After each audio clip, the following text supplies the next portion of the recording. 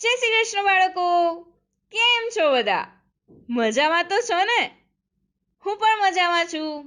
આજે ફરી તમારા માટે ગીતાજીની વાર્તા લઈને આવી છું. પણ આજે તો આપણે વાર્તા સાંભળીએ. તો બાળકો, આપણે 5મા અધ્યાયની વાર્તાઓ સાંભળી રહ્યા હતા.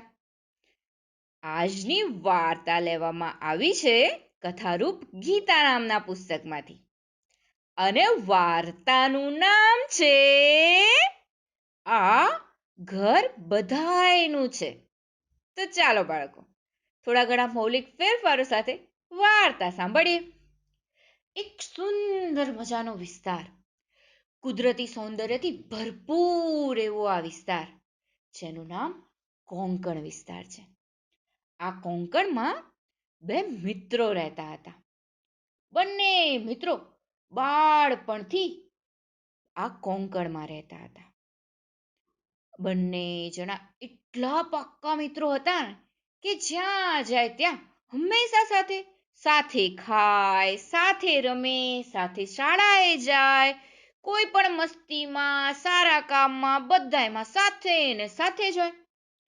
પણ પછી તો ધીરે ધીરે આ બંને મિત્રો મોટા થવા લાગ્યા. આ બંને મિત્રોમાંથી એક મિત્રનું નામ હતું વિનાયક અને બીજા મિત્રનું નામ હતું હરિ. હવે આ જે વિનાયક હતો ને, એ વિનાયક તો થોડો મોટો થયો ત્યાં તો એ શહેરમાં રહેવા જતો રહ્યો. પણ આ હરિ તો હજી એક કોંકણમાં જ રહેતો હતો. હવે તો ઘણા બધા વર્ષો વીતી ગયા હતા. આ વિનાયકભાઈ અને હરિભાઈ તો ઘણા મોટા થઈ ગયા હતા. પોતપોતાનું ઘર વસાવીને રહેવા લાગ્યા હતા. પણ વિનાયકભાઈ શહેરમાં રહેતા હતા અને હરિભાઈ તો કોંકણમાં રહેતા હતા.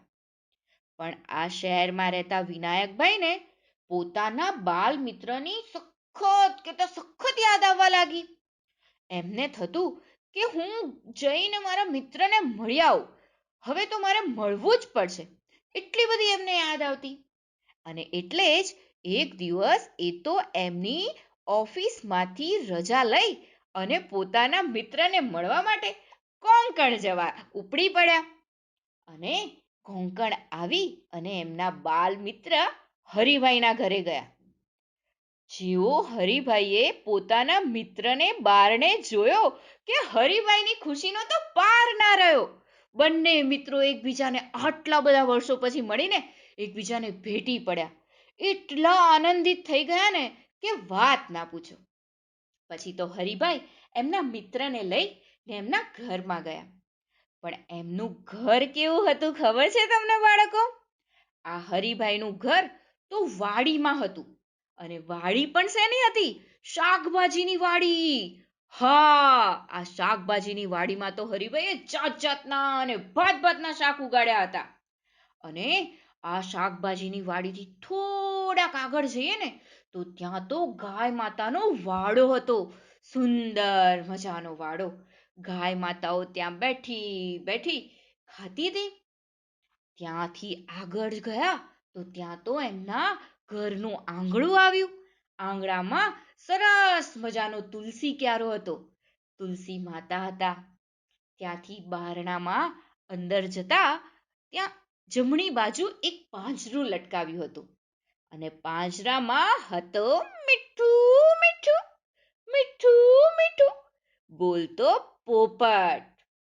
પછી તો ત્યાં આગળ જ જતા એક અવાજ આવ્યો. હા, આ હરિભાઈના ઘરમાં ને વાડીમાં તો એક કૂતરો પણ હતો. અને પછી ત્યાંથી આગળ બેઠક રૂમમાં ગયા તો ત્યાં કરતા નાના નાના સુંદર મજાના બિલાડીના બચ્ચા પણ હતા. એ બિલાડીના બચ્ચાઓ તો આમથી તેમ ફરતા હતા અને દોડ કરતા હતા. કોક એક બચ્ચું તો ખાટલાના પાયે ખણતું હતું, તો બીજું બચ્ચું મ્યાઉ કરીને 2 પગે બેઠું હતું. આમ કરતા વિનાયક ભાઈ તો અંદર ગયા અને ત્યાં બેઠા. પણ આ બધાને જોઈ ને વિનાયક ભાઈના મનમાં થયું, અરે આ તે કેવું?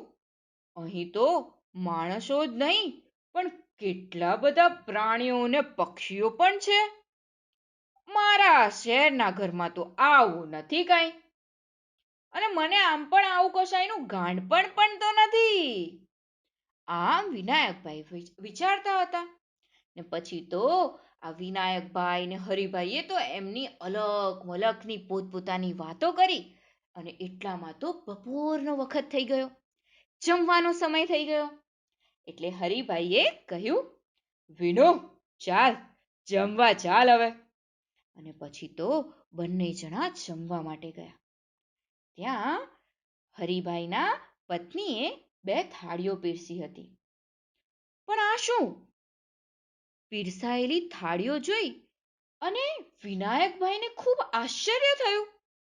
હવે હતું એવું ને બાળકો, કે આ વિનાયકભાઈની થાળીમાં માત્ર 2 જ વાટકીઓ મૂકવામાં આવી હતી. પણ જ્યારે પેલા હરિભાઈની થાળી હતી ને, એમની થાળીમાં તો 5-6 વાટકીઓ મૂકવામાં આવી હતી. આ જોઈ ને વિનાયકભાઈને થયું, અરે, હું તો મહેમાન છું, છતાંય મને 2 જ વાનગીઓ, અને આમને, અરે, પંગતમાં તો હું ને એ બંને હશું, અને તોય મને ઓછું અને આ હરિભને વધારે પીરસશે, એમ તો કેવી રીતે બને?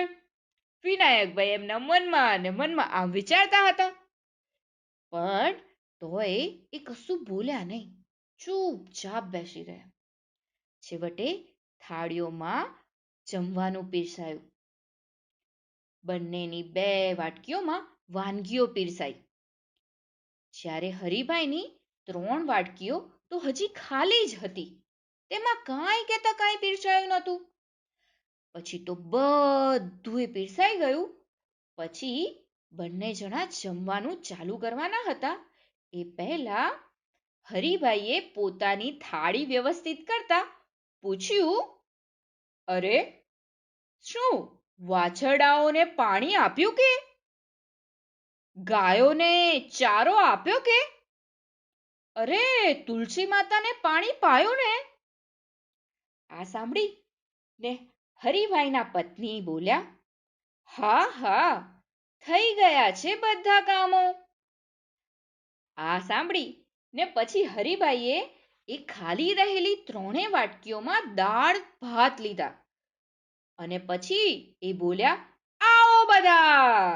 ત્યાં તો તરત જ બિલાડીના નાના નાના બચ્ચાઓ મ્યાઉ મ્યાઉ મ્યાઉ મ્યાઉ મ્યાઉ મ્યાઉ મ્યાઉ અને કૂતરો વૂ વૂ વૂ વૂ કરતા આવીને ત્યાં ઊભા રહી ગયા. એટલે હરિભાઈએ તેમની સામે એક વાટકી મૂકી. 1 વાટકી બિલાડીના બચ્ચાઓ સામે અને 1 વાટકી કૂતરા સામે મૂકી. ત્યાં તો એટલામાંથી બારણા આગળથી પાંજરામાં રહેલો પોપટ બોલ્યો, મને ભૂખ લાગી છે, મીઠું મીઠું, મને ભૂખ લાગી છે, મીઠું મીઠું. આ સાંભળીને હરિભાઈ તો હસવા લાગ્યા અને બોલ્યા, અરે મીઠું, તને તો કઈ રીતે ભૂલાય? હું કઈ ગાંડો થયો છું કે તને ભૂલું? અને પછી ત્રીજી રહેલી વાટકી તેમને ઉપાડી અને આ પોપટના પાંજરામાં મૂકી. આટલું કર્યા પછી હરિભાઈએ જમવાની શરૂઆત કરી. આ જોઈ અને વિનાયકભાઈએ પૂછ્યું, હરિભાઈ, શું આ તમારો રોજનો કાર્યક્રમ છે? આવું તમે રોજ કરો છો? હરિભાઈએ કહ્યું, હા, અરે વિનુ, આ ઘર કાંઈ મારા એકલાનું નથી, પરંતુ આ બધાયનું છે.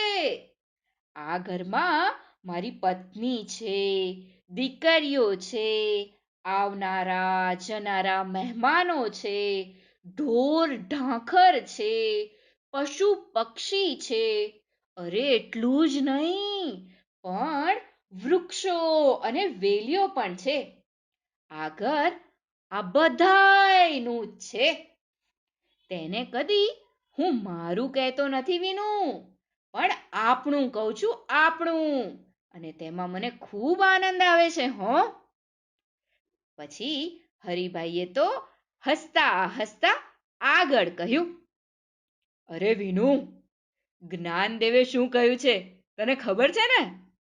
એમને કહ્યું છે કે હું ને મારું એવી યાદ જેને રહે નહીં તેને સંન્યાસી કહેવો જોઈએ. હું મારું એવું કહેવું જોઈએ નહીં. અને એટલે જ આ બધું આપણા બધાનું છે એમ કહેવું. ખરું કે નહીં વિનુ? તું જ કે.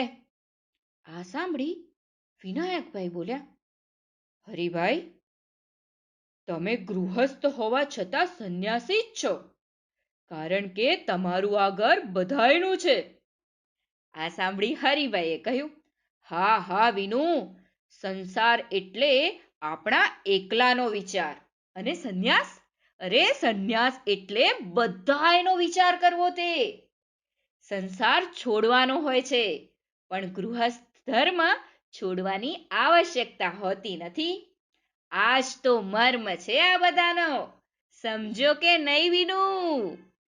હરિભાઈની વાત સાંભળી અને વિનાયકભાઈ બોલ્યા, હા વિનુ હા, આજે તે મારી આંખો ઉઘાડી. આજે હું સમજો કે હા બધું જ બધાયનું છે. પછી તો બંને મિત્રોએ અલગ મલકની વાતો કરી અને પોતાના ઘરે ગયા. વિનાયકભાઈ, વાર્તા થઈ ગઈ પૂરી, બાળકોને મજા પડી, ચાલો જઈએ પોડી, નિંદર આવી પહોંચી, કાલે મળીશું ફરી, વાર્તા લઈને નવી. તો ચાલો બાળકો, આજનો પ્રશ્ન સાંભળીએ. ગુડાકેશ કોનું નામ છે? મને ખબર છે આ પ્રશ્નનો જવાબ તમને બધાને જ આવડતો હશે. તો ચાલો ચાલો ફટાફટથી આ પ્રશ્નનો જવાબ મને મોકલી આપો. હું તમારા જવાબની રાહ જોઈશ. આવજો બાળકો. જય શ્રી કૃષ્ણ. નમો નમઃ.